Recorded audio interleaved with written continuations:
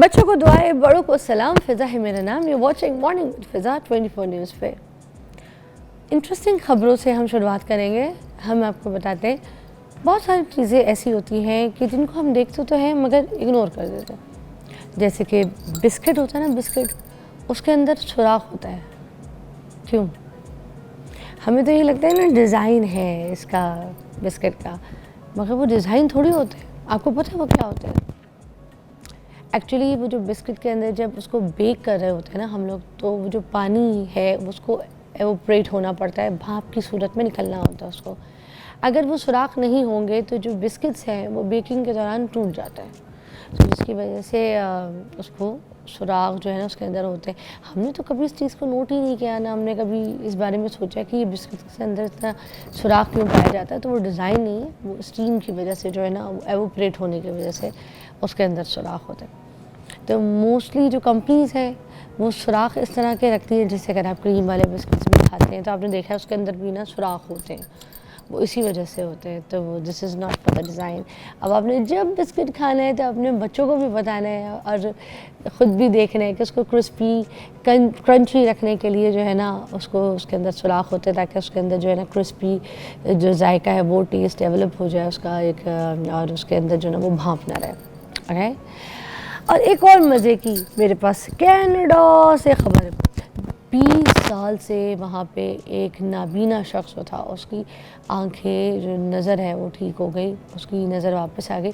और कैसे वापस आई सुनने में बड़ी अजीब सी लगती है कि जो उसकी आंखें ना, उसकी आंखों के अंदर उसके दांत को इम्प्लांट किया गया और उससे उसकी बिनाई वापस आ गई। और ये 1960 में ये प्रोसीजर शुरू हुआ था, ठीक है। अब 60s की बात बता रही हूँ मैं आपको, तब टाइम से ये प्रोसीजर शुरू हुआ, मगर बहुत कम लोग जो हैं उन्होंने ये प्रोसीजर करवाए थे। अब बेसिकली जो दांत है उसको निकाल कर उसी इंसान का अपना दांत, नॉट लाइक किसी का, तो उसका जो है ना दांत वहाँ से निकाल कर उसकी ये अपना दांत जो है ना जौन सा वो निकाल कर तो उसको इम्प्लांट किया गया। सॉरी मुझे माइक लग रहा है, आपको ऑडियो में प्रॉब्लम हो रहा होगा, ठीक है। अच्छा, तो इस तरीके से फिर कहानी होती।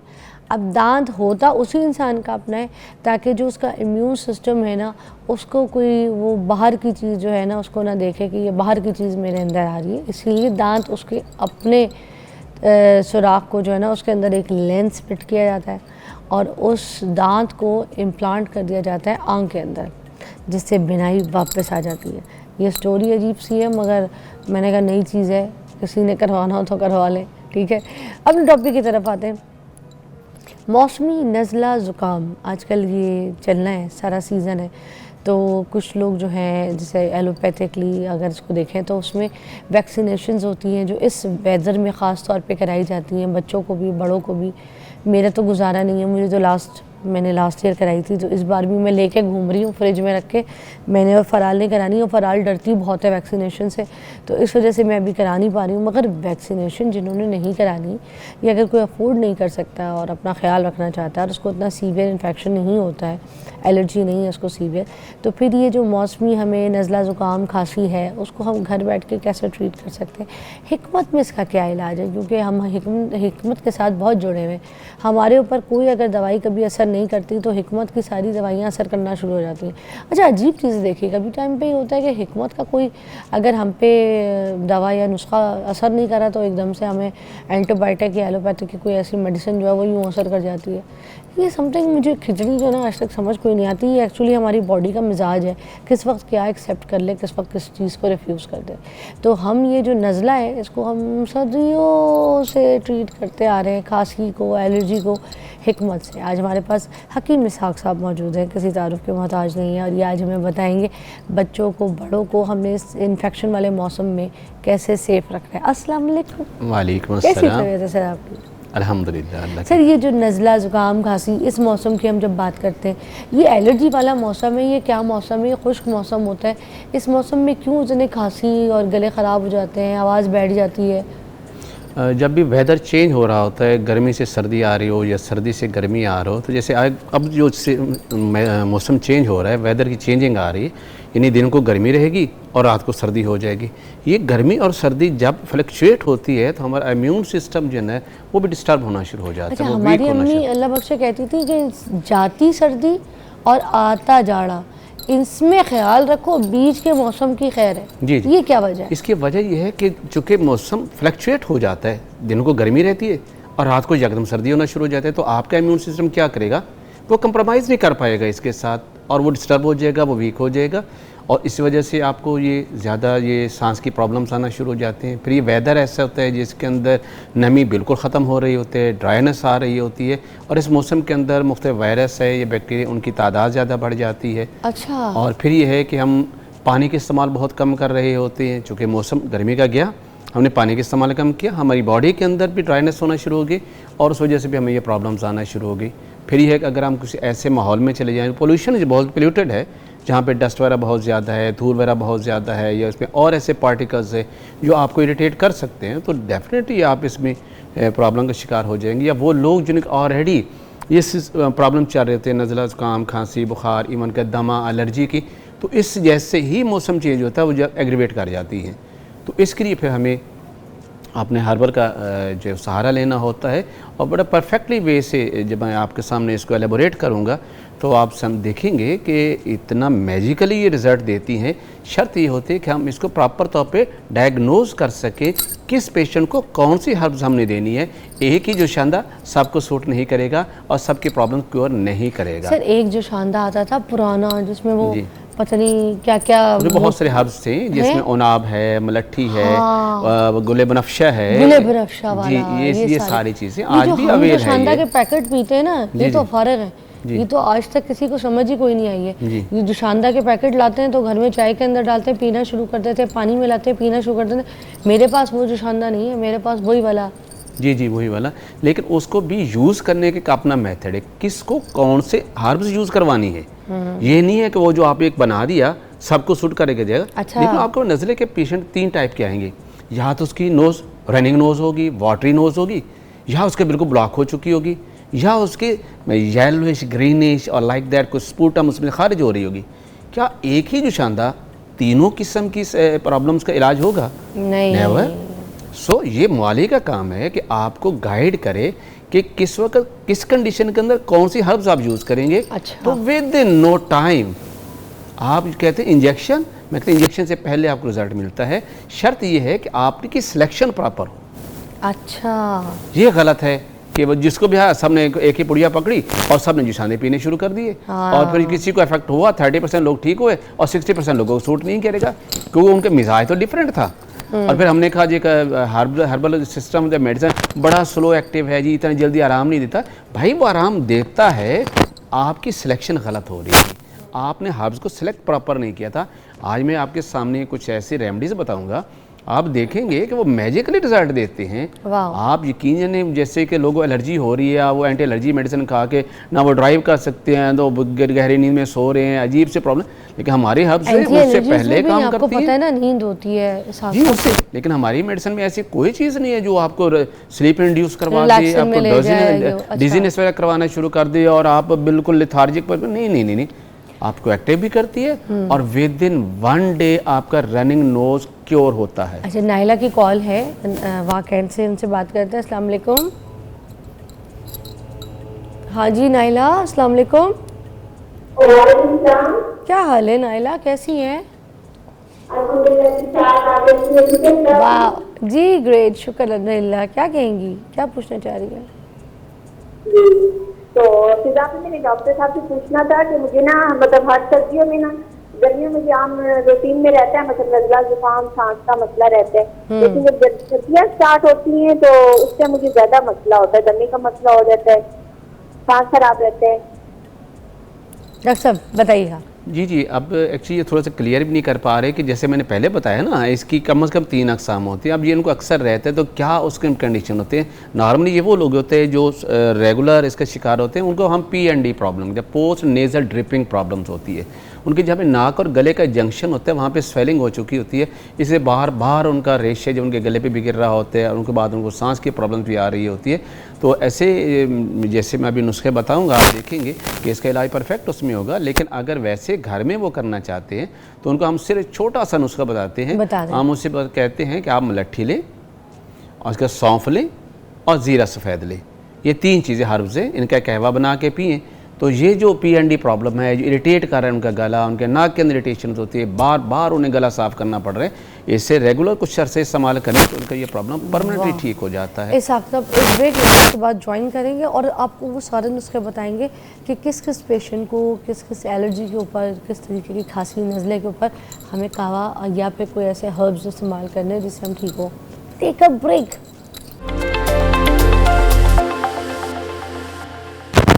Okay, welcome back, you watching morning with Fiza. और हम यहाँ पर सीखने के लिए अभी सारे वो हर्ब्स के साथ जो नुस्खे हैं जिसमें हमारा नज़ला, खांसी किस किस मिजाज से और किस किस एज के लिए सूटेबल है वो बताते हैं। सबसे पहले तो हम बात करेंगे जैसे किसी को नज़ला ज़ुकाम होता है तो सबसे पहले उसको नाक के अंदर ख़ारिश होना शुरू हो जाती है, उसकी आंखों में ख़ारिश होना शुरू हो जाती है, नाक से आंखों से पानी बहना शुरू हो जाता है, उसे छींके आना शुरू हो जाते हैं। इसका अर्ली स्टेज, फर्स्ट स्टेज होता है और बड़ा तकलीफ़ दे होता है कि हर बार बार छींकें आ रही हैं। तो इसके लिए मैं आपको एक हर्ब बताता हूँ जो हमारे तिब की बहुत ही मशहूर है और उसको हम कहते हैं हब्बे शफ़ा, जिसकी सिर्फ 3 खुराकें लेने से पहली खुराक से छींके आना बंद, पानी बहना बंद, इरिटेशन मुकम्मल तौर पे ख़त्म हो जाती है। अज़ा में बताता हूँ और फिर बताता हूँ कि उसको आप कितनी मिकदार में लेनी है, उसकी डोज़ क्या होती है ये भी बताता हूँ। सबसे पहले आपने लेना है, ये एक धतूरा है, इसके बीज होते हैं जी। और दूसरे नंबर पर आप ये लेंगे अजवैन, ये खरासानी है।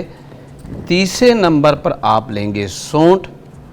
चौथे नंबर पर आप लेनी है इसके अंदर गोंद कीकर।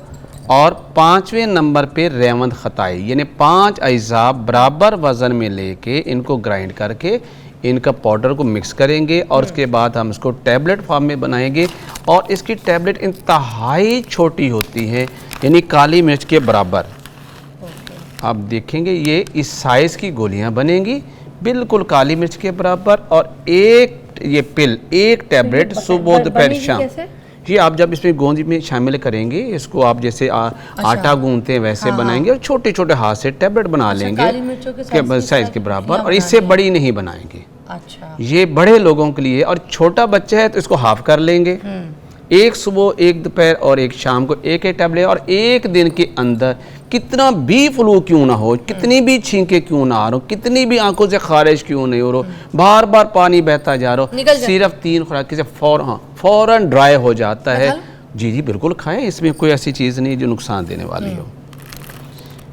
इसके बाद सेकंड हमारे पास वो लोग आते हैं जिनका ये फेस गुजर जाता है तो फिर उनको क्या कि इनमें बलगम आना शुरू हो जाती है, गाढ़ी सी पीले रंग की, फिर उसको निकालना बड़ा मुश्किल हो रहा होता है उनके लिए हमारे पास बड़ा आसान सा फार्मूला है जो बनाएं घर में।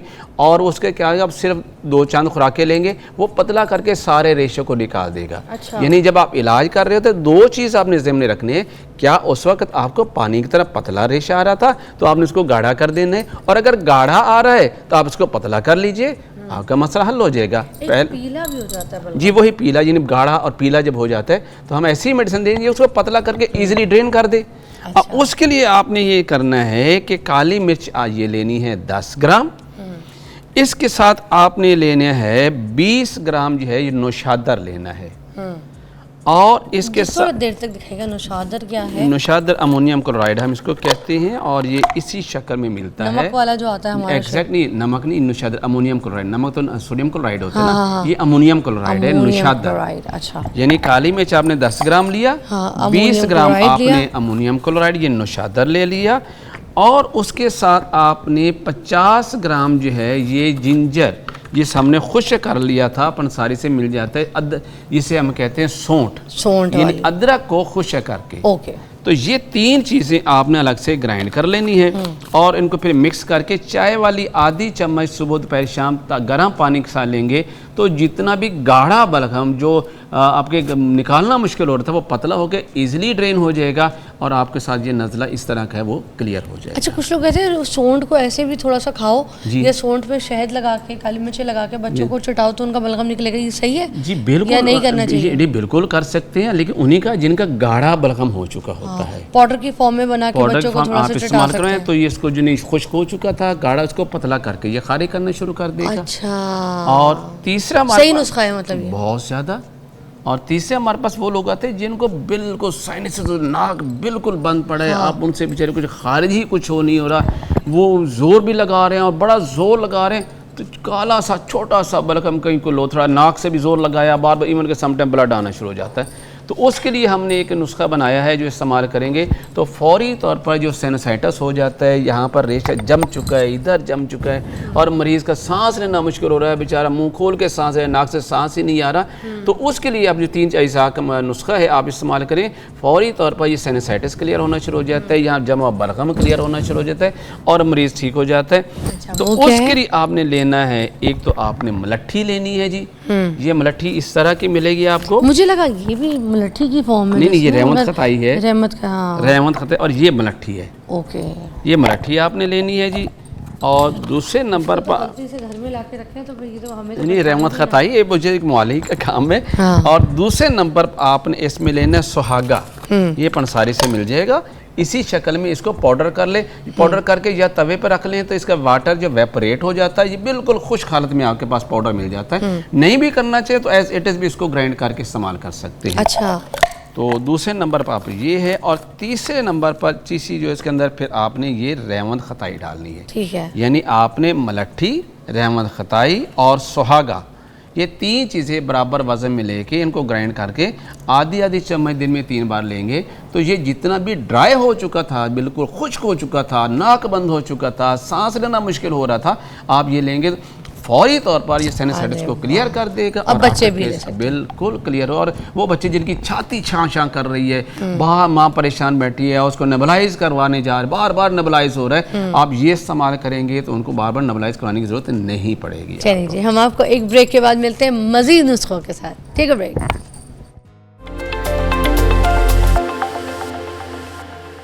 वेलकम बैक, आप देख रहे हैं मॉर्निंग फिज़ा और इसहाक साहब से हम पूछ रहे हैं नुस्खा। अच्छा इसहाक साहब, जो रनिंग नोज़ है, कभी कभी ना गला नहीं ख़राब होता, सिर्फ रनिंग नोज़ होती है, छोड़ो ऐसे ही बिल्कुल वाटरी ड्रेन हो रहा है, बार बार आप जो है वो टिश्यूज़ यूज़ कर रहे होते हैं और वो बार बार फेंक रहे, तो उसके लिए मैंने जो आपको हब्बे शफा बताई है, यानी ये गोलियाँ मैंने आपको बताई है, सिर्फ सुबह पेशाब एक गोली बना के विद इन 1 डे 100% क्लियर हो जाता है, आपका वो रनिंग वाटर बिल्कुल क्लियर हो जाता है। और सबसे बड़ा फ़ायदा ये है आपकी नाक ब्लॉक भी नहीं होती है इससे। इससे बाकी आप एंटी-एलर्जी दवाइयाँ लेते हैं तो आपकी नाक ब्लॉक हो जाती है, तो इससे ऐसा भी नहीं होता और बिल्कुल आप हेल्दी फील करते हैं। और कुछ ऐसी खांसियाँ होती हैं जिसकी वजह से ना आंखों में आंसू आते हैं, इतनी जोर की चुभन होती है, गले के अंदर ना एक चुभन सी लगती है, करंट वाला वायर के सेंटर गले में ऐसे बार बार गले इरिटेट हो रहा होता है, और जब इरिटेट उसके बाद खांसी होना शुरू हो जाती है, तो इसको और जितना रोको उतनी और ज़्यादा इरिटेशन होती है उसके अंदर, गले के अंदर। तो उसके लिए मैंने आपको बताया था कि यहाँ पर सुहागा, मलट्ठी और रहमत खताई, ओके, जस्ट आप ये 3 चीज़ें बराबर ग्राइंड कर ले और चाय वाली आधी चम्मच सुबह दोपहर शाम के, फौरी तौर पर इमीडिएटली गले की इरिटेशन है वो ख़त्म हो जाएगी और आपकी खांसी उसी टाइम क्लियर हो जाएगी। ओके, कुछ लोगों का बलगम की वजह से नाक और जो साउंड है ना वो साउंड क्लाउड बिल्कुल बंद हो जाते हैं जी, उसका बच्चों में खास तौर पे अंदर फंसा हुआ बलगम होता है नाक जिससे हम कहते हैं कि इन लोगों की आवाज़ ही बंद हो रही है, वोकल कॉर्ड जो होता है वो इन्फेक्शन जो है हमारे गले से हमारे वोकल कॉर्ड तक चली जाती है, जो यहाँ से आवाज़ नहीं पैदा, तो वो उसको इन्फ्लेम्ड कर देता है। जब वो इन्फ्लेम्ड होता है तो आवाज़ निकालना बड़ा ऐसा लगता है जिससे हॉर्सनेस हो रही है, आवाज़ बैठती जा रही है, बोलना चाहते तो नहीं बोल रहा है। तो उसके लिए भी यही फार्मुलेशन मैंने बताई है जो आपके गले की इरिटेशन को, इन्फ्लेमेशन को क्लियर करती है, ये आपकी वोकल कॉर्ड्स की इन्फ्लेमेशन भी क्लियर करेगी। और वही आपने इसमें लेना है सुहागा, मलट्ठी और रहमत खताई वाला फार्मूला। तो इससे लाहौर से अस्सलाम वालेकुम। वालेकुम अस्सलाम। कैसी हैं हुमैरा जी? अल्हम्दुलिल्लाह। क्या पूछना चाहेंगी, क्या मसला है? जी मेरी बेटी है 20 साल को ना साल बाद नजला जुकाम ही रहता है, वो छींके इतनी आती है, सुबह सो के उसकी तो छींकती रहती है, उसकी बहुत बुरी हालत होती है। कितने साल की है? 20 साल उसकी उम्र है। 20 साल की है, उसको नजला ही रहता है, उठती है तो बहुत ज्यादा उसको छींके आती है। जी जी, उसके जो है वो बच्चे जिनको इसको हम एलर्जिक प्रॉब्लम कहते हैं। सुबह उठते ही घर वालों को पता चल जब अलार्म चल गया है, बच्चा उठेगा और छींके मारना शुरू कर देगा। ऐसे भी बच्चे होते हैं? ऐसे ही होता है, घर वालों को पता चलेगा हमारा ये बच्चा उठ गया, क्योंकि जैसे ही उठते हैं उनको छींक आना शुरू हो जाती है। जैसे एसी से बाहर जाता है तो उसको छींक आना शुरू हो जाती है, बाहर से एसी में आता है तो इसको छींक आना शुरू हो जाती है। अच्छा। उसकी वजह क्या होती है, इसके नाक के अंदर जो म्यूकोसल मेम्ब्रेन है उसके अंदर स्वेलिंग हो चुकी होती है। अच्छा। और हमारी तिब का कामयाब तरीन एक ही फार्मूला, अगर 2-3 माह वो माजून इस्तेमाल कर ली जाए तो जितनी पुरानी क्यों ना ये एलर्जी का प्रॉब्लम हो रही हो, जिससे स्नीजिंग हो रही है और ये सारा मतलब, वो है हम अतरीफल कशनीज़, इसी नाम पे मार्केट में मिल जाती है। हमदर्द, अजमल, करची और कोई भी फार्मेसी इसको बना रही है, वो लेके आधी चम्मच सुबह आधी चम्मच इस्तेमाल करें, लेके 3 माह रेगुलर इस्तेमाल करें तो पुराना से पुराना ये एलर्जी वाली प्रॉब्लम 100% ठीक हो जाती है। सिंगल रेमेडी, बस कोई दूसरी दवाई लेने की जरूरत नहीं। ट्राई करें फिर ये आपकी नहीं, हमारा 25 साल से आजमूदा है। मैं बारहा पेशेंट को देता हूँ जो बेचारे वैक्सीनेशन करवा कर थक गए हैं, एंटी एलर्जी दवाइयाँ खा कर थक गए हैं, बट इस एक सिंगल रेमेडी में उसमें क्या है, 3 फल, हरड़, भेड़ा, आंवला और एक काली हरड़ और एक कशनी जिसे हम धनिया कहते हैं। चारों चीज़ें, पांचों चीज़ें बराबर वजन में ले लें और जितना पाउडर हो उससे 3 गुना शहद मिला लें तो आपके पास ये मजून तैयार है, अतरीफल कशनीज़ी। पाउडर से 3 गुना ऊपर शहद खालिस मिला लें तो आपके पास एक मजून टाइप ये बन जाती है। यानी आपने हरड़ का छिलका लिया, भेड़ा का छिलका लिया, आंवले का छिलका लिया, काली हरड़ ले ली और कशनीज़ यानी धनिया खुश्क ले लिया। ये आपके पास 5 चीज़ें आ गई। 5 चीज़ों का पाउडर कर लिया। अगर सपोज ये 50 ग्राम पाउडर चारों के 5 का मिक्स कर लिया तो 150 ग्राम इसमें शहद डाल लें।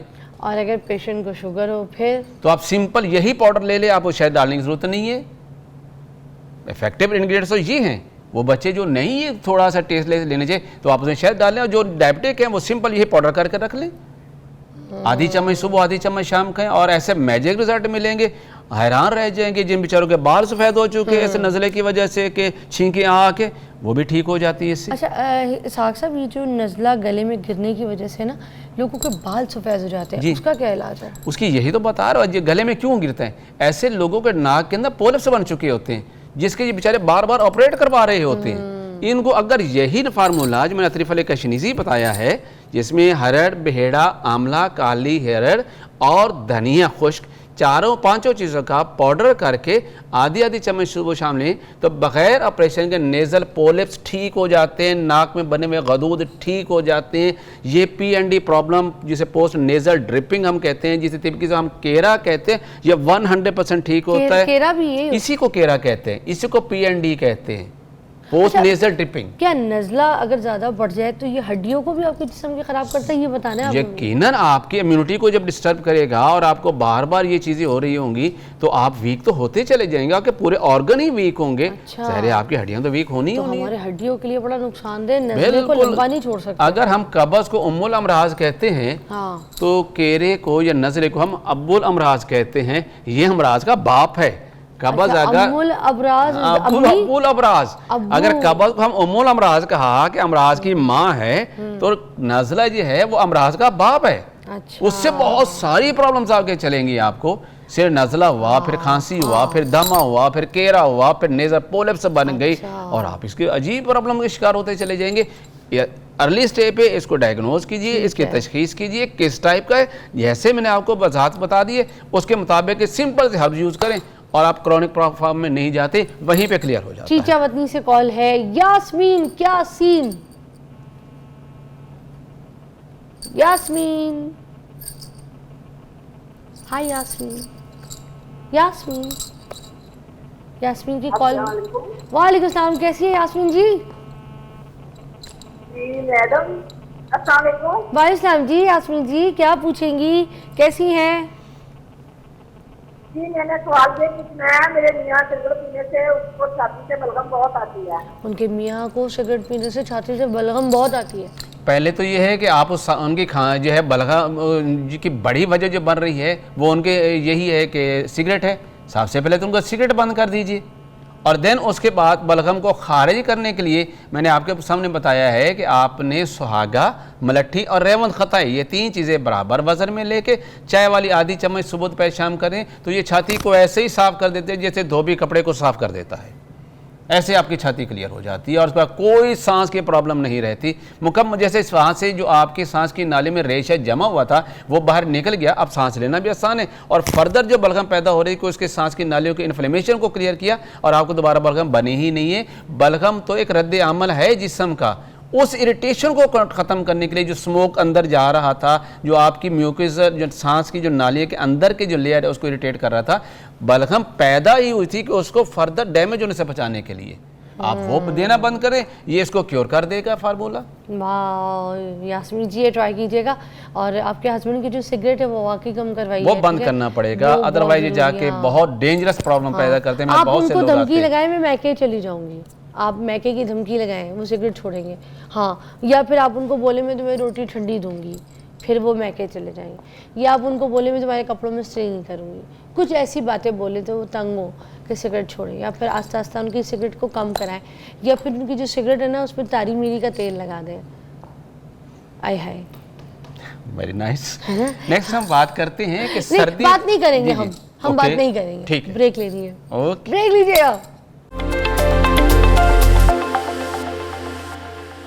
यही सुहागा उनको देती थी और वो दमा तक ठीक कर देता। क्या बात है, देखिए मैंने भी एक नुस्खा लिया है फराल के लिए, सुहागा, वो सिंपल सुहागा, उसको बढ़िया करना है आपने। मैं दिखा देती हूँ एक बार, सुहागे की शक्ल दिखाएं मुझे अखलाक भाई। सुहागा लिया है एक, पड़ा है आपके पास? नहीं, उनके पास नहीं है ना, दे मुझे। ओके, ये देखिए सुहागा इसे कहते हैं, ये सादा सा नुस्खा है क्योंकि मैं फराल को उतनी दवाइयाँ मैं नहीं लेती। ब्लॉक हो चुकी है, दिस इज सुहागा, इसको सादे तवे पे इसे पाउडर करके तवे पे रखें और उसके हल्की सी आंच के ऊपर इसको हिलाते रहे तो ये पानी इसका खुश्क हो जाएगा और ये बिल्कुल हल्का सा आपके पास वाइट कलर का पाउडर बनेगा।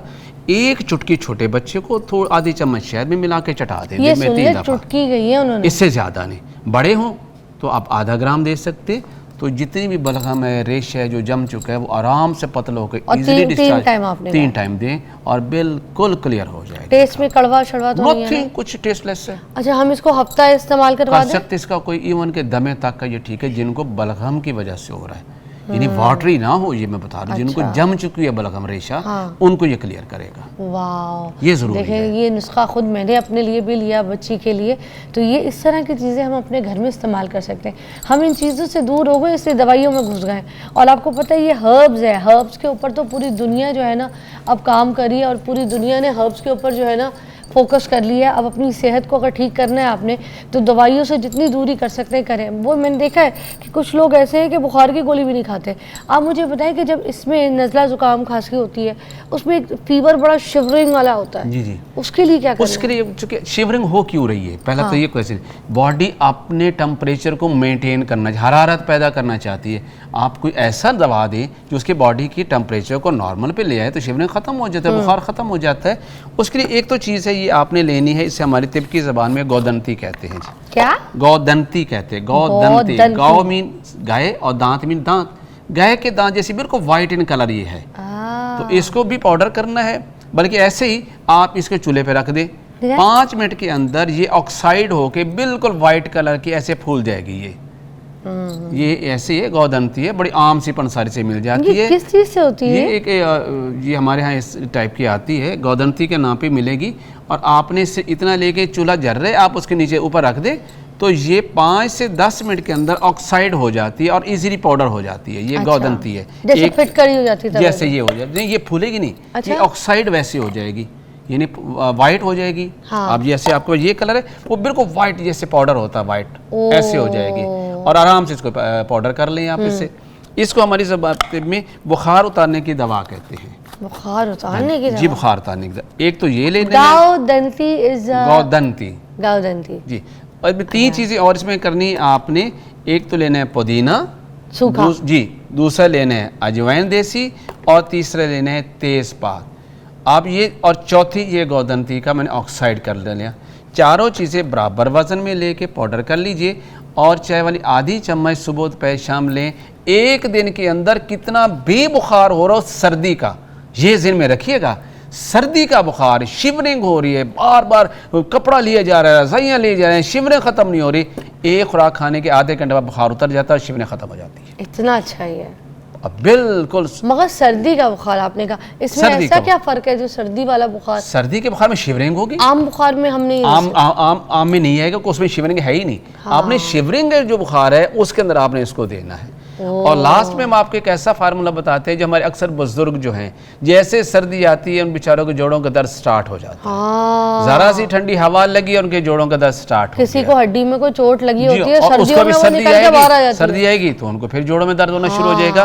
और उसके लिए एक बड़ा बेहतरीन कम्बिनेशन है कि क्या? आप घर में बना के रखिए, सुबह शाम आधी आधी चम्मच पानी के साथ नीम गर्म पानी से लीजिए, तो इंशाल्लाह सर्दी के वजह से जो जोड़ों में दर्द होता है वो ख़त्म हो जाएगा। अच्छा। शर्त क्या बता रहा हूँ, सर्दी की वजह से ओके। ये बहुत ज़रूरी है। और उसमें क्या है, आपने लेना है ये सौंठ, जिसे हमने अदरक खुश्क किया हुआ है।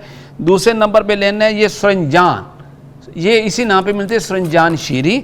और इसकी शक्ल ऐसे ही होती है जैसे कि आपके जोड़ यानी टखने की शक्ल। ये सूखी देखिए, अरवी छोटी नहीं नहीं छोटी नहीं, टखना आप देख नहीं रहे जैसे आपका, ये बिल्कुल वैसे, हाँ, ये देखिए ये इधर से, हाँ, बिल्कुल ऐसे ही सही अल्लाह कह ताला ने रहे इसकी हैं। शेप ये ही ऐसी देखें, बनाई है, बिल्कुल ये just टखने like- की शक्ल में आपके घुटने का जो जोड़ है बिल्कुल वैसी शक्ल इसकी बनी। इसको सुरंजान कहते हैं और इसकी एक किस्म होती है, इसको सुरंजान शीरी कहते हैं। इसको क्या करना है जल्दी से बता दीजिए, सुरंजान टाइम खत्म। शीरी, कौची कम भी इसको ओके, कहते और हैं। इसका इस्तेमाल? और तीसरा इसके अंदर आपके पास है असगंध नगौरी। ओके। और चौथी चीज इसके अंदर है काली मिर्च। ओके। चारों चीजों को ओके। बराबर वक्त में पाउडर करके रख लीजिए। चाय वाली आधी चम्मच नीम गर्म पानी से सुबह शाम ओके, लें, इस हिसाब सर्दी से से होने थैंक वाले यू दर्द सो खत्म मच, हो बहुत जाए। बहुत शुक्रिया। एक न्यूज़ ब्रेक है, we have to go please.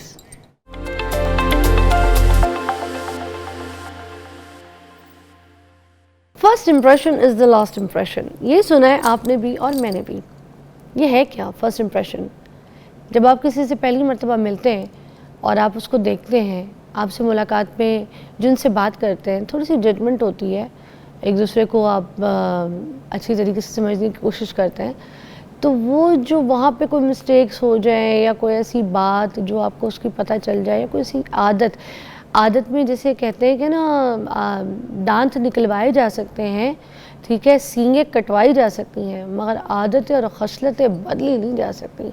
अगर किसी इंसान के अंदर ये आदत है कि वो शक करता है, या किसी इंसान के अंदर ये आदत है कि वो बुराई करता है, किसी की ग़ीबतें करता है, तो वो ये करेगा। अगर किसी इंसान के अंदर ये चीज़ है कि वो चिड़चिड़ा रहता है, नाखुश रहता है, उसके अंदर एटीट्यूड इश्यूज़ हैं, ईगो इश्यूज़ हैं, तो वो आपको आपकी उसकी मुलाकात में पता चल जाएगा। और ये एक ही मुलाकात काफ़ी होती है, क्योंकि first impression is the last impression.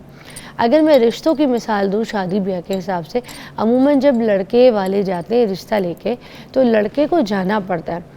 तो जो लड़के होते हैं ना, वो मोस्टली जब रिश्ते के लिए जाते हैं तो ऐसे ना कंफ्यूज से होकर जाते हैं, ऐसे कंधे झुका के बैठ जाएंगे, कंफ्यूज है ना, बोलेंगे भी नहीं, बात भी नहीं करेंगे, ठीक है, ऐसे ऐसे टांग हिलाते रहेंगे, बोले रहेंगे, ठीक है। या फिर कुछ बिल्कुल ऐसे होते हैं कि जैसे जा रहे हैं तो वो बदमाश हो, गुंडे हो, लड़की बयाने नहीं लेके जा रहे तो फिर वो ऐसे ना पता नहीं क्या अपने आप को दिखा रहे होते हैं। तो कुछ लोग इस तरह के भी होते हैं, ठीक है। अब कुछ लोग इंटरव्यू के लिए जा रहे हैं, जॉब के लिए जा रहे हैं, आपको इम्प्रेशन होता है, आपको अपनी ड्रेसिंग सेंस का नहीं पता होता, क्योंकि आपको पता है आपके बोलने को बड़ी सपोर्ट, आपके इम्प्रेशंस, आपके एक्सप्रेशंस को बहुत सपोर्ट, एक कॉन्फिडेंस देती है आपकी ड्रेसिंग। Very important dressing. बहुत से ऐसे लोग हैं शलवार कमीज़ पहनते हैं और उनका जो नाड़ा होता है वो यहाँ घुटनों से भी नीचे लटका हुआ होता है, तो वो ये सारी चीज़ें सही नहीं होती। शलवार कमीज़ आपने पहनी है, आप तरीके से पहने। कुछ लोग उनकी सिलवटें कहाँ किस तरीके से आप बैठे कपड़े पहन के गए, तो आपको सिलवट खुद आपको बचानी है, अपने तौर तरीके से बैठना है, स्लीक होके रहना है। आपका इम्प्रेशन ये नहीं कि आप अपने आप को खद्दी वाले पुलिये में ले आए।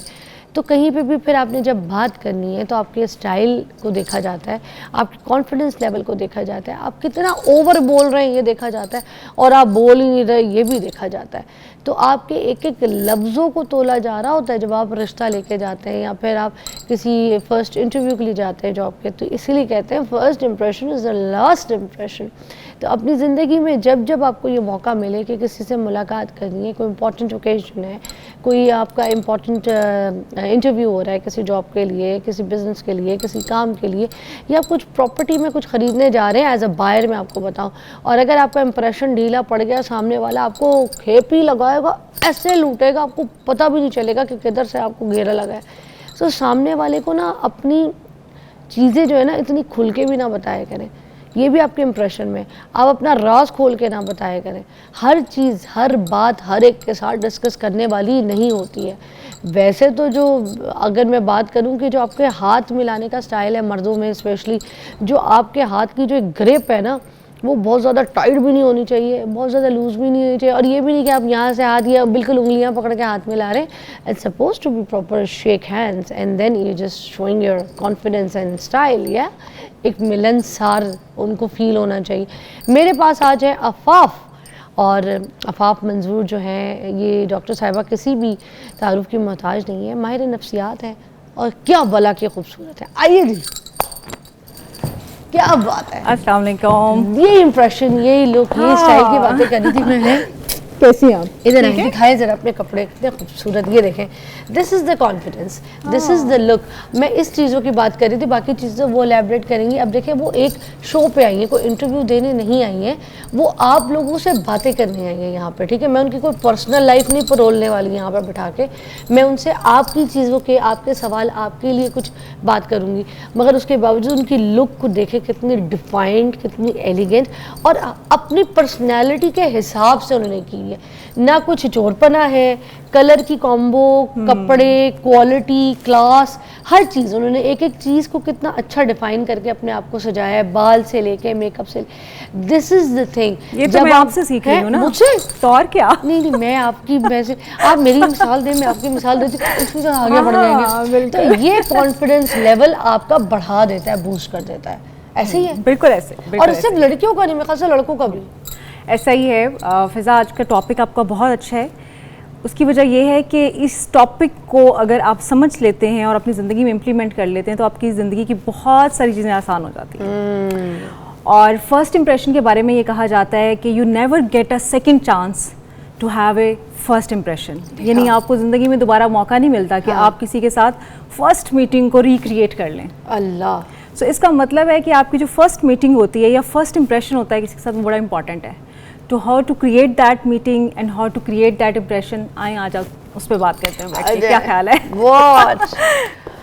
वाह, चलिए जी, अब हम यहीं से शुरू करते हैं कि अगर इंसान कोई रिश्ता देखने जा रहा है, क्योंकि ये सबसे ज़्यादा हॉट टॉपिक होता है, मुझे लगता है शादी। हाँ, अच्छा, हम लड़के तो पहले शुरू करते हैं, क्योंकि मोस्टली जाते तो लड़के ही हैं, ठीक है। झुक के बैठे हुए हैं, घबराए हुए हैं, नर्वस है, बोल नहीं रहे, और अगर कोई बहुत ही ज़्यादा बोल रहा है तो फिर वो तो पाँव पे पाँव गुंडा रख के बैठ गया, गुंडा राज दिखा रहा है, ठीक है, मूछे मोड़े जाएगा बार बार, ठीक है, ऐसी। तो या फिर कोई बहुत फेंकेगा, मेरा ये बिज़नेस है, मेरा वो बिज़नेस है, मेरा तो ये काम है, मैं उसमें बैठता हूँ, मैं फलानी बंदे को भी जानता हूँ, उसके वो तो मेरा यार है, वो तो मेरे घर के बाहर खड़ा रहता है, इस तरह की बातें। तो ये वाले जो लोग हैं, ये अपना इंप्रेशन क्या दिखा रहे होते हैं? फ़िज़ा, आपने जो फ़र्स्ट इम्प्रेशन की बात की, ख़ास तौर पे जब हम रिश्ते के लिए जाते हैं और किसी को इम्प्रेस करने की कोशिश करते हैं। बेसिकली जब हम रिश्ता देखते हैं या कोई भी ऐसी मीटिंग जिसमें हम कोई फ्यूचर की कोई प्लान करना चाहते हैं, तो उसमें सबसे ज़्यादा फोकस ऑफ कोर्स हमारा यही होता है कि हम किसी को इन्फ्लुएंस कर सकें, उसको ये बता सकें कि आप जिस चीज़ की तलाश में हैं वो सारी चीज़ें मेरे अंदर हैं। तो इसका मतलब ये है कि आपको ये भी समझना चाहिए कि आप किसके पास जा रहे हैं, उसकी रिक्वायरमेंट्स क्या हैं, और आप क्या उसके साथ मीट करते हैं या नहीं करते। सो इसका सबसे पहला असूल तो यही है कि नेवर फेक योरसेल्फ। और आप एनालाइज ज़रूर कर लें कि आप जिस सिचुएशन में जाना चाहते हैं कि आप वहाँ फिट हैं या नहीं हैं। अच्छा, अगर आप वहाँ फिट नहीं हैं और आप उसके मुताबिक नहीं हैं, तो आप जितनी भी कोशिश कर लेंगे, आप कभी भी रियल इम्प्रेशन नहीं दे पाएंगे। अच्छा, वक्ती तो हो सकता है। मोस्टली लोग जब यही आपने बात की ना कि फेक नहीं होना है, हाँ, तो फेक ही तो प्लान करके जाते हैं, नहीं? हाँ, बट वो that is very visible, that is very visible. लेकिन एक और बड़ी इंटरेस्टिंग बात है फ़िज़ा, जो ये फर्स्ट इंप्रेशन है ना, इसके बारे में जो साइकोलॉजी है, सोशल साइकोलॉजी ख़ास तौर पे, वो ये कहती है कि आप पहले 7 सेकंड्स में अपना इंप्रेशन बिल्ड करते हैं। ओह, और उन 7 सेकंड्स में आप मोर देन 11 जो करेक्टरिस्टिक्स या डिस्क्रिप्शन है अपनी पर्सनालिटी की, वो आप दूसरे के ऊपर फ्लो कर देते हैं, और कोई दूसरा जो बैठा हुआ है आपके साथ वो आपकी वो मोर देन 11 कैरेक्टरिस्टिक्स जो है उसको एनालाइज भी कर सकता है। जैसे ये जो फेसबुक और यूट्यूब का एल्गोरिदम है ना, हाँ। वो भी 7 सेकंड्स का है ना, 6 सेकंड्स का है। इसी सेकंड्स में अगर आपने चार्म दिखा दिया तो आपकी रील को आगे देखा जाएगा, वरना उसकी रील जो है वो फारिग है। देखिए कोई भी जो भी AI का रिदम फॉलो करता है, AI इटसेल्फ कुछ भी नहीं है, वो आर्टिफिशियल इंटेलिजेंस, और वो इंटेलिजेंस इज़ वेरी क्लोज और रेप्लिकेटिंग द ह्यूमन साइकोलॉजी। हाँ, दिमाग की बिल्कुल। सो जो ह्यूमन साइकोलॉजी है उसी को रेप्लिकेट करेगा। उन्होंने उसको क्विकली अंडरस्टैंड कर लिया कि जैसे कोई भी ह्यूमन ब्रेन है, इंसानी दिमाग है, वो 7 सेकंड्स के अंदर ही फैसला कर लेता है कि मैं मुझे ये शख्सियत मुतासिर कर रही है या नहीं कर रही है, मैं इससे बात करने वाली हूँ कि नहीं करने वाली हूँ। इसी तरह से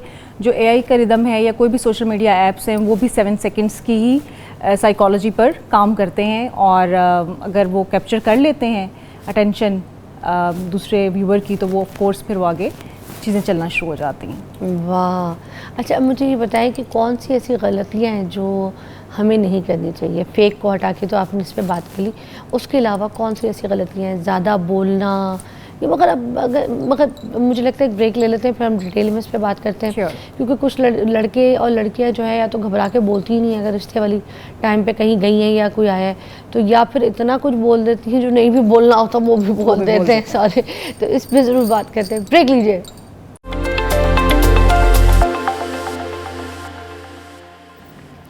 अच्छा जी, हम बात करें पहला तासुर सब कुछ होता है, first impression is the last impression. इसको थोड़ा सा एलैबोरेट करते आगे चलते हैं। हम बात कर रहे थे कि जिस तरह से लड़का और लड़की जब रिश्ते के लिए एक दूसरे के सामने आते हैं और फैमिलीज़ के सामने होते हैं, बैठे होते हैं, वो इंप्रेशन बड़ा इंपॉर्टेंट होता है। उसमें हम कौन सी ऐसी गलतियाँ, मिस्टेक्स जो है वो कर लेते हैं, उस पर बात करते हैं, ताकि हम आगे जब कोई रिश्ते के लिए जाएँ तो कोई आप लोग से गलती ना हो, है ना? बिल्कुल। फ़िज़ा देखिए, एक असूल ये है कि जब भी कोई दो लोग मिलते हैं या पहली मुलाकात होती है, तो हम बोलने या सुनने से pहले देखते हैं, और एट द एंड आउटकम के लिए हम फैसला करने से पहले महसूस करते हैं। मतलब हम आधी बातें आँखों से सुन लेते हैं, यानी हम देखते पहले हैं, हम बोलते बाद में हैं, सुनते बाद में हैं। हाँ। तो जो सबसे पहली चीज़ होती है ना, वो आपकी नज़र होती है, यानी आप दिखाई कैसे दे रहे हैं। और अगर आप दूसरी तरफ हैं तो आप समझ लीजिए कि आप पहले देखते हैं, यानी मंज़र पहले आपके सामने आता है, और उसके बाद जो है ना वो फिर आपकी गुफ्तगू का सिलसिला शुरू होता है। तो उस मंज़र को जो है ना वो आपने खूबसूरत बनाना है, या उस मंज़र को आपने कैसे डिसेंट तरीके से प्रेजेंट करना है, वो बड़ा ज़रूरी है। ये चाहे रिश्ते देखने के लिए हो, कोई इंटरव्यू के लिए हो, वैसे मुलाकात हो आपकी किसी भी कारोबारी हैसियत में, तो आपकी जो मुलाकात का इब्तिदा है वो आपको एक दूसरे को देखने से होता है कि आप नज़र कैसे आ रहे हैं। और अक्सर लोग बाज़ुकात जो वो नहीं होते वो वाली पर्सनालिटी अपनी डेवलप कर लेते हैं, या फिर ये सोचते हैं कि हम जिससे मिलने जा रहे हैं वो उसको ये अच्छा लगता होगा तो हम ये कर लें। जैसे अभी आपने रिश्ते की बात की और आप मिसाल दे रही थी ब्रेक में कि आप अपनी बहन का ही बता रही थी कि US से रिश्ता देखने आ रहे थे, और अब एक इम्प्रेशन आता है कि US से कोई आ रहा है रिश्ता देखने के लिए लड़का, तो वो तो कोई बहुत मॉडर्न होगा और हमें कोई मॉडर्न ड्रेस पहनना चाहिए और हमें नज़र ऐसा आना चाहिए, तो लड़की जो है वो कोई मॉडर्न ड्रेस पहन ले। मतलब ये सही काम है या गलत है? गलत है ना ये? अच्छा, ये गलत राइट। जो आपकी बहन ने किया कि वो यूनिफॉर्म में थी और अपने घर के लिबास में या जो भी उनका रेगुलर आउटफिट था वो उसी के अंदर उनसे मिली, तो वो एक नेचुरल थिंग थी। जब आप अपने नेचुरल वे में होते हैं तो आप अपने आप को कॉन्फिडेंटली प्रेजेंट करते हैं। आप देखिए ना, अगर आपको टाई लगाने की आदत नहीं है और आप किसी दिन टाई लगा लेते हैं तो आप सारा दिन अनकंफर्टेबल रहेंगे। तो इसी तरह से जब आप मीटिंग करेंगे तो आप उसमें कभी भी फिट नहीं होंगे। आप कोई ऐसा लिबास पहनते हैं जो कि अगर फीमेल्स हैं और अगर आप रेगुलरली आप शलवार कमीज़ पहन रही हैं और अगर आप जीन्स या कोई ऐसा वेस्टर्न ड्रेस पहन लेती हैं तो you will not fit in that. आप उसके अंदर अच्छे नहीं लगेंगे, आप कंफर्टेबल नहीं होंगे, आपकी मूवमेंट्स ठीक नहीं होंगे। तो इसका मतलब है कि आपकी पर्सनैलिटी जो है वो कॉन्फिडेंटली आप उसको प्रेजेंट नहीं कर सकेंगे। और इसमें सिर्फ लिबास नहीं है, आपकी सारी पर्सनैलिटी है। आप कैसे दिखाई दे रहे हैं, आपने मेकअप कैसा किया हुआ है, आपने बाल कैसे बनाए हुए हैं। बड़ी फ़नी बात है, आजकल एक ये बड़ा इशू चल रहा है। लास्ट डेज मेरे पास एक लड़की आई और वो उसका ब्रेकअप हो गया था और इवन के डाइवोर्स तक बात चली गई। और पता ये चला कि जब शादी की थी तो लड़के ने विग लगाई हुई थी। रिश्ता देखने आए तो उन्होंने बताया कि लड़के ने तो विग लगाई हुई थी। और जब बाद में पता चला तो वो कहती है कि वो तो उसके सर पे बाल ही नहीं थे। अच्छा, अब उसका इतराज़ ये था कि मुझे इस चीज़ पे कोई वो इतराज़ नहीं होता। हाँ, मतलब मैं एक्सेप्ट कर लेती, बाकी उसके अंदर इतनी क्वालिटीज थी, इतनी अच्छी चीज़ें थी और कि मेरे लिए वो एक्सेप्टेबल थी, लेकिन ये मेरे साथ फेक किया गया है ना। अब इस बात पे धोखा ही हुआ। अब इस बात पे तो धोखा हो गया। अब आप देखें कि इसका मतलब ये है कि आपने जिस रिश्ते की इब्तिदा धोखे से की वो कितनी मुश्किल हो जाती है। इसी तरह अगर मैं आपसे ये कहूँ कि अगर आप अपने फर्स्ट इम्प्रेशन को या आप पहली मुलाकात को बहुत अच्छी यादगार बनाना चाहते हैं और इम्पैक्टफुल बनाना चाहते हैं तो उसमें 3 चीज़ों का आपने बहुत ज़्यादा ख्याल रखना है। और उन 3 चीज़ों में जो सबसे अहम चीज़ है वो ये है कि आपने दूसरे इंसान को ये एहसास दिलाना है कि there is a trust between us. हमारे दरमियान एक ट्रस्ट का रिश्ता है, आप मेरे पे एतबार कर सकते हैं, मैं जो कह रहा हूँ वो यकीनन ठीक होगा। ये चीज़ बड़ी अहम है। और अगर आप उस एतबार को गलत तरीके से प्रेजेंट करते हैं और उसके बाद आप एक तल्लुक बना लेते हैं तो वो तल्लुक कभी भी कामयाब नहीं हो पाता। अच्छा, कुछ अगर जैसे डिवोर्स्ड हैं कुछ खातून, आई डोंट नो, पता नहीं देखे क्या क्या टैबू बना लिया है कि अगर कोई डिवोर्स खातून है और वो माशरे में काम करने निकलते हैं तो उसके घर वाले उसको कह रहे होते हैं कि तुम्हारे जो 3 बच्चे हैं ना तो उसको तुमने बाहर जाके ऑफिस में जहाँ काम कर रही हो या अपने लोगों में मिलने जुलने वालों को उनको मत बताना 3 बच्चे हैं। बोलना अगर कोई बहुत पूछे तो बोलना एक बेटा है। अच्छा, व्हाई इज दैट? ये बोला जाता असल है। में देखिए, देखिए हमारे बच्ची को बिल्कुल अलग चीज़ सिखाई जा रही है।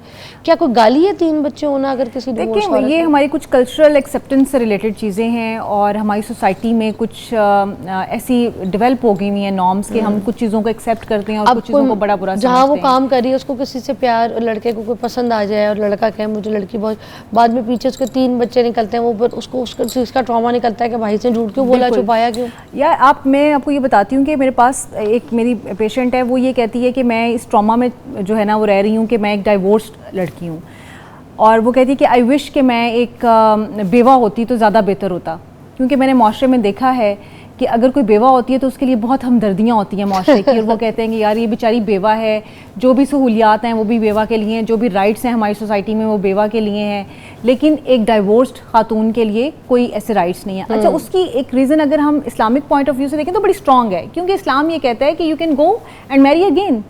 आप बिल्कुल आज़ादाना तरीके से दोबारा शादी कर सकते हैं, एक दोबारा रिश्ते में आ सकते हैं और एक ग्रेसफुल तरीके से अपनी ज़िंदगी गुजार सकते हैं, ठीक है। लेकिन आपकी सोसाइटी जो है इस चीज़ को एक्सेप्ट नहीं करती। और फिर इसी तरह से इस चीज़ पे फेक करना और झूठ बोलना कि अगर आपके बच्चे हैं तो आप ये ना बताएं कि मेरे बच्चे हैं, क्योंकि आपको अच्छा रिश्ता नहीं आएगा और फिर आगे जो शादी के मामलात हैं वो कॉम्प्लेक्स हो जाते हैं और कितने ही रिश्ते इसी वजह से, इसी बुनियाद पे आगे नहीं चल पाते। और जिसमें कुछ माँ ये कहती हैं, छुपाया जाता है। और कुछ माँ ये कहती हैं बेटा परेशान होने की ज़रूरत नहीं है, ये जो बच्चे हैं ना ये मेरे पास रहेंगे, तो मैं बताने की ज़रूरत ही नहीं है कि ये तुम्हारे बच्चे हैं, ये भी तुम बोलो कि तुम्हारे छोटे भाई बहन हैं।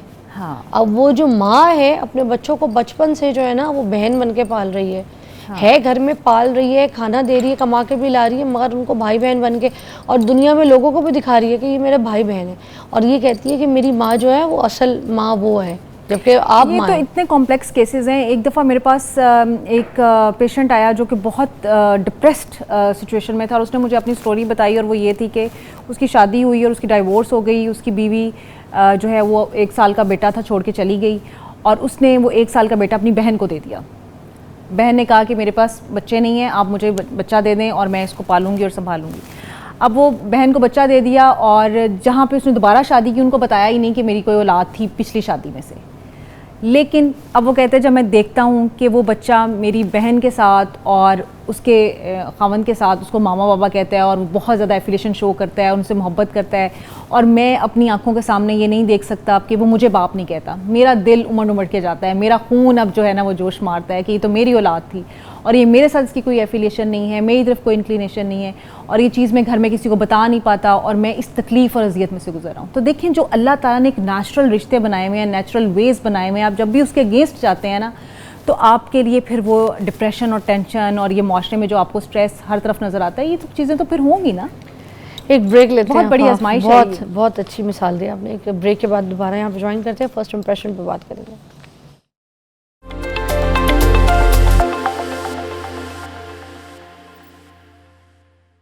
अच्छा, आजकल बहुत से तासुरात जो हैं वो ऑनलाइन बनते हैं, जैसे जूम मीटिंग्स हो गए या फिर ऐसी प्रोफाइल्स हो गई आपकी जिनके थ्रू आपके जो फर्स्ट इंप्रेशन है, तासुरात हैं वो बन जाते हैं।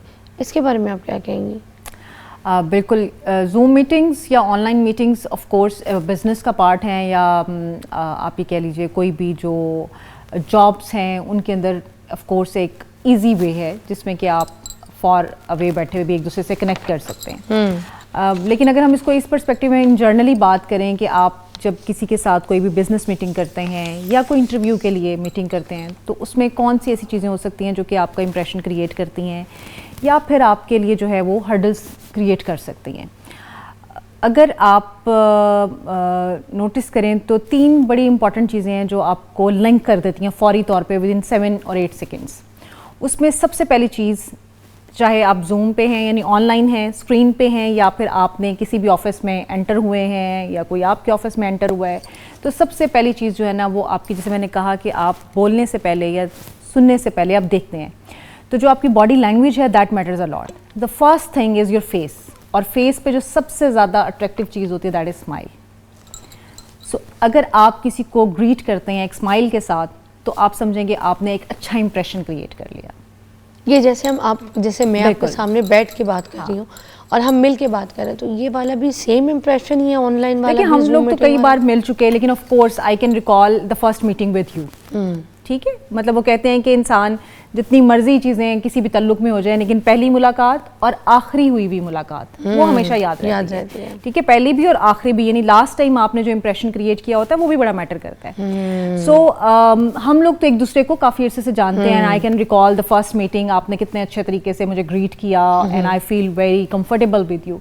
सो असल में जब आप स्माइल के साथ ग्रीट करते हैं तो आप, इसका मतलब ये है कि आप दूसरे इंसान को कंफर्टेबल बना रहे हैं, that you are making a sense कि मैं आपके लिए वेलकमिंग हूँ और आप यहाँ पे ऑनर्ड फील कर सकते हैं, आप अच्छा महसूस कर सकते हैं, कंफर्टेबल महसूस कर सकते हैं। सो पहली चीज़, कोई भी जब भी आपके सामने स्क्रीन ओपन होती है, कुछ भी होता है, तो आपकी जो चेहरे की स्माइल है या लुक है that creates an impression, first impression. फिर उसके बाद ऑफ कोर्स अगर आप फेस टू फेस मिल रहे हैं, तो आप, हमारे यहाँ जैसे कि बॉडी जेस्चर्स होते हैं जिसमें कि हाथ का मिलाना होता है।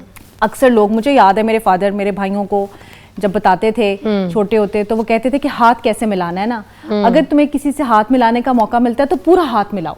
ऐसे नहीं, कुछ लोग होते हैं ऐसे अस्सलाम वालेकुम फौरन से हाथ पीछे, तो पूरा हाथ मिलाओ और हाथ को थोड़ा सा प्रेस भी करो कि उसको अंदाजा हो कि यार ये बंदा जो है ही इज़ फुली कमिटेड। यानी आपके हाथ मिलाने से, सलाम करने से, अगर आप मुंह से भी सलाम करें, ग्रीट करें, तो उससे आप 80% दूसरे की पर्सनैलिटी का उसी वक्त अंदाज़ा लगा लेते हैं कि ये कैसा है, इसका कॉन्फिडेंस कैसा है, इसका ट्रस्ट वर्दीनेस कैसी हो सकती है, ये कंफर्टेबल है या नहीं है, ये एडजस्ट हो सकता है, फ्लेक्सिबल है या नहीं है, या रिजिड है।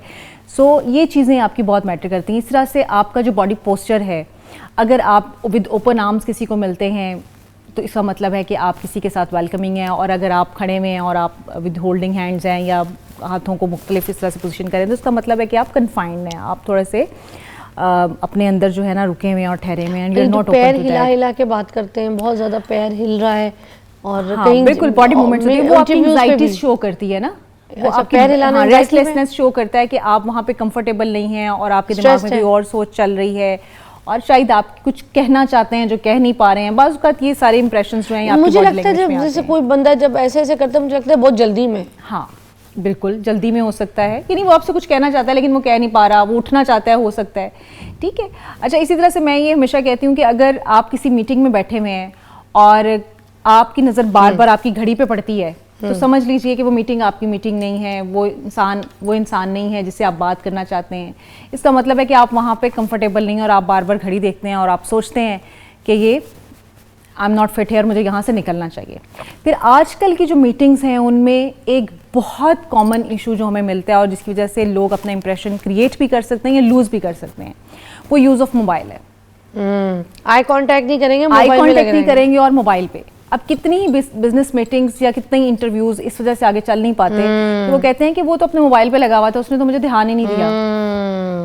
हो सकता है कि आपका उस टाइम इंटरेस्ट हो उसके, you really wanted to continue the relationship, लेकिन वो जो यूज़ ऑफ मोबाइल है उस टाइम पे वो आपको डिस्ट्रैक्ट कर देता है। इसका मतलब है, जैसे मैंने कहा कि 3 चीज़ें क्रिएट करनी है। एक स्माइल है, आपके चेहरे पे स्माइल होना। दूसरी चीज़ है अटेंशन होना, यानी आप उसको पूरा फोकस और अटेंशन दें, उसको ये रियलाइज़ कराएं कि हाँ ये मेरा एक साथ इंटरेक्शन है। फॉर एग्जाम्पल, जैसे मैं आपको मिसाल दूं कि हम मुख्तलिफ टीवी चैनल्स पे जाते हैं एज ए गेस्ट, तो कुछ एक दो चैनल्स ऐसे, मैं आपको नाम नहीं यहाँ मेंशन करूँगी, लेकिन वो होता क्या है कि वो क्वेश्चन पूछ लेते हैं और उसके बाद वो अपने नोट्स में या फिर कोई वो माइक पे या कुछ इधर उधर, तो you don't feel connected with the person.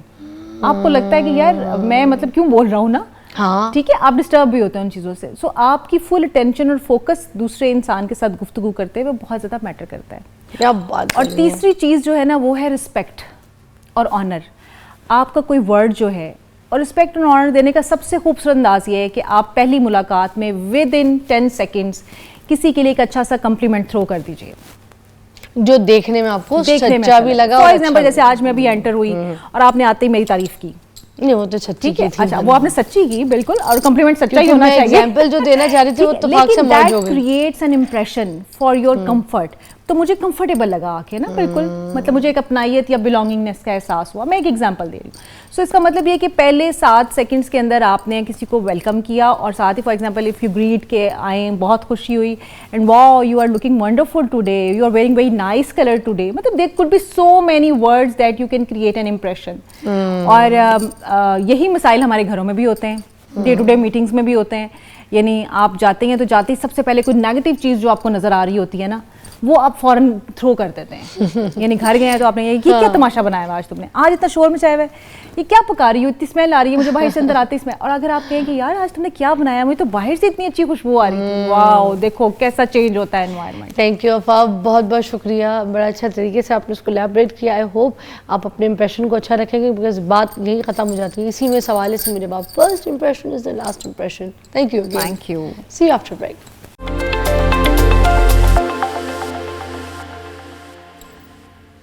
Welcome back. अब हमारे पास एक ऐसी यंग सी जवान सी मेहमान है जिनसे आपकी हम मुलाकात करवाते हैं। मलाइका नवाज़ मेरे साथ मौजूद है। आपको पता है ये कौन है? इनकी डिटेल सुनिए ज़रा। 12 साल की उम्र में इन्होंने लिखने का आगाज़ किया, जो कि ये किताबें लिखती हैं।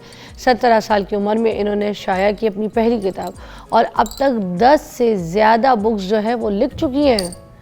अब ये किताबों का जो एक दौर है, आपको पता है कि ये एक बड़ा ख़त्म होता जा रहा था। आजकल की जो यंग जनरेशन है ना, उनका बिल्कुल कोई इंटरेस्ट नहीं है। तो सोशल मीडिया के उल्टे सीधे कामों में उन्होंने हाथ डाले हुए लोगों ने। ये बहुत प्यारी चीज़ है। बुक्स जो है वो बड़े बुजुर्ग कहते थे ना, किताबों से दोस्ती कर लो, तुम्हारा बेस्ट फ्रेंड तुम्हारा किताब होना चाहिए, किताब से दोस्ती करो। वही बच्चे कामयाब हैं, वही लोग कामयाब हैं जो आज के दौर में भी किताबों से दोस्ती करते हैं। मेरे पास मलाइका नवाज़ जो हैं, उन्होंने खूबसूरती से दोस्ती भी की है और साथ साथ उनके साथ दोस्ती निभाई भी है। मलाइका कैसी हैं? अल्हम्दुलिल्लाह, आप कैसी हैं? ग्रेट। क्या कहेंगी जी, कैसे सिलसिला शुरू हुआ? इतनी सी उम्र में आपने बचपन से ये जो लिखना शुरू कर दिया, अभी भी छोटी हैं आप मगर फिर भी, और ये शौक़ सब कुछ, कहानी सफ़र ज़रा हमारे साथ शेयर करें। Thank you so much. मैंने लिखना स्टार्ट से शुरू कर दिया था जब मैं 12-13 साल की थी, तब से लिखना शुरू कर दिया था। तब शॉर्ट स्टोरीज और नॉवेल्स वगैरह लिखती थी, और अब 17 और 18 साल की उम्र में मैंने फर्स्ट बुक पब्लिश की है, जो कि उसके बाद अब 10 किताबें टोटल पब्लिश कर दी मैंने। तो मुझे ये बताएं, आप किन को पढ़ती थी? अब लोग आपको पढ़ रहे हैं, आप किन को पढ़ती थी जहाँ से आपको शौक़ पैदा हुआ? किन किताबों को ज़्यादा आपने पढ़ा है? कौन कौन से? मैंने जॉन एलिया की पोइट्री को पढ़ा है, अगर नेशनली बात करें तो। नासिर काज़मी की पोइट्री को पढ़ा है। अगर इंटरनेशनली बात करें तो फ्रांस कफ्का की क्राइम एंड पनिशमेंट बुक और ये सब बुक्स पढ़ी हैं। उसके बाद फ्रांस कफ्का की मेटामॉर्फोसिस, और जापानीज राइटर है मुराकामी, उनकी बुक्स पढ़ी हैं, वेजिटेरियन वर्ड्स वगैरह। अच्छा, आपकी बुक का नाम है द साइलेंस ऑफ एवरीथिंग। ये किस टॉपिक के ऊपर बुक? इसके अंदर क्या है, थोड़ा बताइएगा। इसमें डिफरेंट पोइट्री है, ये एज अ पोइट्री कलेक्शन है, और हर इसमें डिफरेंट कोर थीम्स हैं, और सब कोर थीम्स एक पॉइंट पर आकर साइलेंस पे खत्म हो जाते हैं। शेरो शायरी पे आपका ज़्यादा लगाव है? ज़्यादा हर जॉनर्स पर मैं लिखती हूँ तकरीबन। मैं सेल्फ हेल्प पे भी लिखती हूँ, मैं शॉर्ट स्टोरी नॉवल पर भी लिखती हूँ, तो शायरी में ज़्यादा है, लेकिन बाकी जॉनर्स पर भी लिखती हूँ। वाह, अच्छा, तहरीर भी आपने खुद की, इसकी एडिटिंग भी आपने खुद ही की, इसका डिज़ाइन भी आपने खुद किया, जो पब्लिशिंग है वो भी खुद। इतनी सी कम उम्र में ये सारा कुछ मैनेज कैसे करती हैं आप? जब किसी काम को करने का शौक हो तो वो खुद ही मैनेज हो जाता है। स्टडीज के साथ ये सब मैनेज करना मुश्किल है, लेकिन जब शौक हो तो फिर साथ साथ मैनेज हो जाता है। क्या पढ़ रही हैं, क्या कर रही हैं?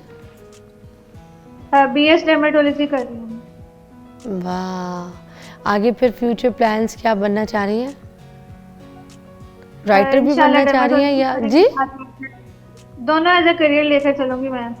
दोनों साथ लेके चलेंगी। तो आपकी फैमिली में और भाई बहन है? बिल्कुल है, हम लोग छोटे? 2 बहन 2 भाई। अच्छा अच्छा अच्छा। तो आपको सपोर्ट करते हैं लिखने में? आपको कोई लाइन, कोई ऐसी बिल्कुल। चीज़? सब सपोर्ट करते हैं, मामा पापा भी करते हैं, सारे करते हैं। अच्छा, पेरेंट्स की तरफ से भी आपको सपोर्ट है, वेरी नाइस। तो घर में सबसे लाडली हैं आप? छोटा भाई भी है, वो ज्यादा लाडला है। वो ज़्यादा लाडला है। इसका मतलब तुम ये काम जो किताबों का करती हो, लिखती हो, इसके साथ साथ घर के काम भी करती हो, है ना? हाँ जी करते हैं। वाह, wish you very best of luck.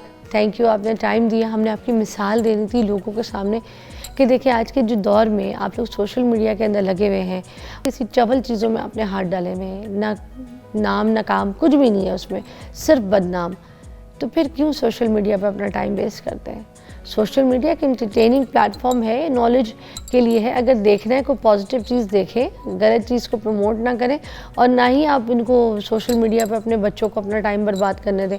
उनकी किताबों से दोस्ती करवाएं, उनको टेक्नोलॉजी दिखाएं, सिखाएं, और साथ साथ उनको कोई ऐसे स्किल्स में जो है ना डालें ताकि वो कुछ सीखे, ऐसी कुछ लर्न करें कि उनका फ्यूचर बने, like the way we showed. आपसे मुलाकात करते हैं बहुत जल्द। अपना बहुत ख्याल रखिएगा। खुदा हाफिज़।